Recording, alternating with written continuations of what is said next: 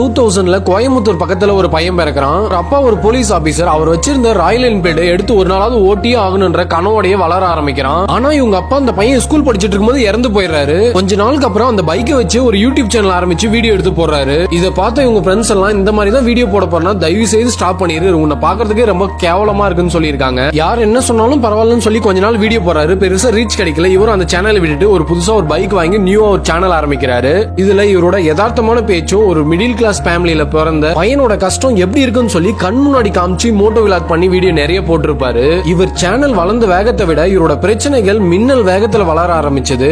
ஆனா எவ்வளவுதான் பிரச்சனை வந்தாலும் மாவீரன் மாதிரி அடிச்சு உதைச்சு யாரோட உதவியும் இல்லாம தன்னோட கடின உழைப்பால் மட்டும் இன்னைக்கு மஞ்சள் வீரன்ற ஒரு படத்துல ஹீரோவா நடிக்கிற அளவுக்கு வளர்ந்து நிக்கிற அன்னைக்கு உன்னெல்லாம் பார்க்கவே கேவலமா இருக்குன்னு சொன்ன அந்த பையன் தான் இன்னைக்கு டிடிஎஃப் வாசனா உயர்ந்து நிக்கிறாரு. இவரை பிடிக்கணும் டிடிஎஃப் கமெண்ட் பண்ணுங்க, பார்க்கலாம் 1 lakh கமெண்ட் வருதான்னு.